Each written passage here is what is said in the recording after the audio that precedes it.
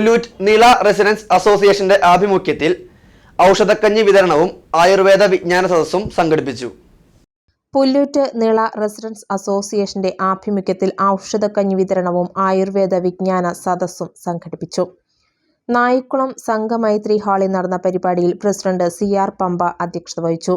പുല്ലൂറ്റ് ആയുർവേദ ആശുപത്രിയിലെ doctor MP Sreelakshmi class എടുത്തു. നല്ലൊരു റെസിഡൻസ് അസോസിയേഷൻ ഉണ്ട്. ഇനാഗുറേഷന് ശേഷം 7 മാസം കണ്ടിന്യൂസ് ആയിട്ട് പ്രോഗ്രാംസ് ചെയ്തുകൊണ്ടിരിക്കുകയാണ്.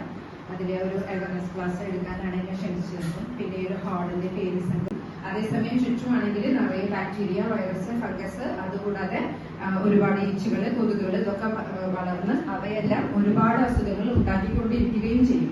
ആ കാലത്ത് നമ്മൾ നഗരസഭാ കൗൺസിലർമാരായ PN വിനയചന്ദ്രൻ, ഗിരിജ ശിവൻ എന്നിവർ സംസാരിച്ചു. സെക്രട്ടറി CV ഉണ്ണികൃഷ്ണൻ സ്വാഗതവും ട്രഷറർ N ജയരാജൻ നന്ദിയും പറഞ്ഞു.